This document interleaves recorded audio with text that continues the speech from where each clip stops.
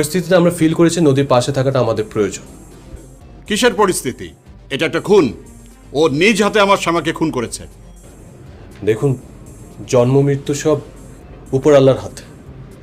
তারপর যদি প্লিজ, তোমাদের এসব ফিল্মি ডায়লগ শোনার মতো পরিস্থিতিতে এখন আমরা কেউ নেই। যার গেছে সেই বোঝে। তোমাদের কারো কোনো ধারণা আছে ভাইয়া আর ভাবির সম্পর্কটা কেমন ছিল? ভাবিকে ছাড়া ভাইয়া একটা পাও নড়তে পারতো না। তোমরা এসেছো, আমাদের ভালো লেগেছে। তোমরা এখন দয়া করে এখান থেকে যাও, আর যাওয়ার সময় এই মেয়েটাকে দয়া করে এখান থেকে নিয়ে যাও, নিয়ে বাড়িটা খালি করো।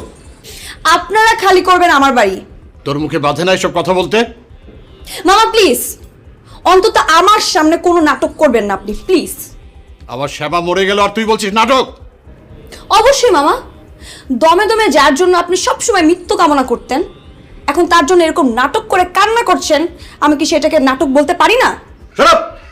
আর একটা বাজে কথা বললে ভালো হবে না বলে দিচ্ছি। আমি তোমাদের সবাইকে সাবধান করলাম। এই তোমরা কি যাবে নাকি পুলিশ ডাকবো? ঠিক আছে, নিন পুলিশ ডাকো। নাম্বার বের করা আছে, প্লিজ কল করুন। বাট তোমাদের কি বিবেক বলে কিছুই নেই? এরকম একটা পরিস্থিতিতে কি নিয়ে কথা বলতে শুরু করেছো তোমরা? এ বাড়িতে একজন মানুষ মারা গেছে। দেখুন, আমরা এখানে এসেছি আপনাদের পাশে দাঁড়াতে। বলুন,